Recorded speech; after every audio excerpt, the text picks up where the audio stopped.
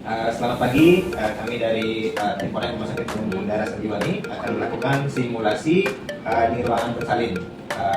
Dokter, Gus, dan teman-teman yang lain sebagai tim di sini, ya tim untuk pertolongan kegawat daruratan obstetrik akan melakukan simulasi tentang persalinan sungsang.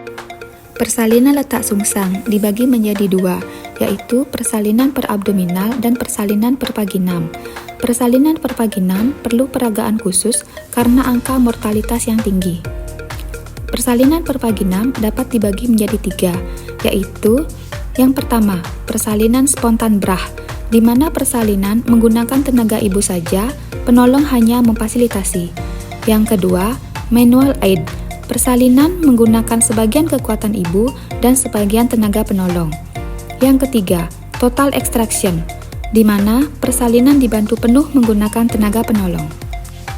Adapun persiapan yang bisa dilakukan dalam pertolongan persalinan letak sungsang. Yang pertama, persiapan penolong. Penolong menggunakan APD. Yang kedua, yaitu persiapan alat. Yang dibutuhkan adalah alat-alat pertolongan persalinan dan alat-alat untuk resusitasi neonatus. Yang ketiga, persiapan pasien. Dokter menyampaikan kepada pasien apa saja yang akan dilakukan saat proses persalinan nanti dan memposisikan ibu dengan posisi litotomi di atas meja gin. Sebelum tindakan, bersihkan vulva ibu dengan kapas cebok. Kemudian, kosongkan kandung kemih dengan menggunakan Foley kateter.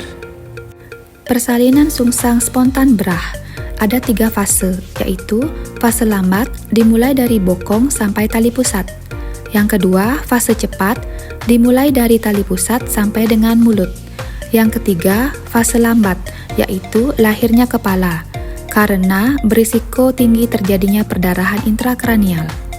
Setelah dipastikan pembukaan lengkap, lakukan episiotomi.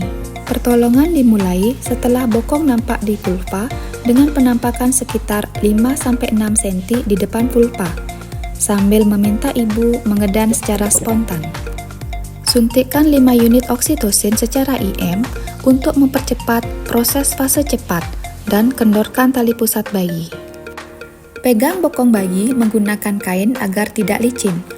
Bokong bayi dipegang sedemikian rupa sehingga kedua ibu jari penolong berada pada bagian belakang pangkal paha bayi dan 4 jari-jari lain berada pada bokong bayi. Pada saat ibu meneran, dilakukan gerakan mengarahkan punggung bayi ke atas perut ibu sampai semua lahir. Terakhir, lakukan perawatan bayi baru lahir.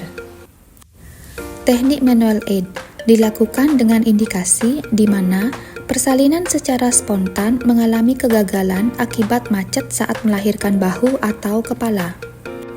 Adapun tahapan manual aid atau partial extraction, yaitu tahap 1, lahirnya bokong sampai dengan pusat sepenuhnya menggunakan tenaga ibu. Tahap 2, lahir bahu dan lengan dengan bantuan dari tenaga penolong. Tahap 3 yaitu lahirnya kepala bayi. Manuver lopset. Manuver lopset digunakan untuk melahirkan bahu dengan cara memutar dan ekstraksi sekaligus. Pegang bayi dengan posisi tangan di femur pelvic, kemudian putar bayi ke kanan 180 derajat untuk melahirkan bahu depan. Kemudian, putar bayi ke kiri 180 derajat untuk melahirkan bahu belakang. Manuver Marischau digunakan untuk melahirkan kepala bayi. Tangan penolong yang non-dominan menopang badan bayi dengan jari telunjuk dan jari tengah, menekan maksila untuk mempertahankan posisi fleksi. Tangan dominan penolong berada pada tengkuk bayi, jari telunjuk dan jari tengah mengapit bagian tengkuk.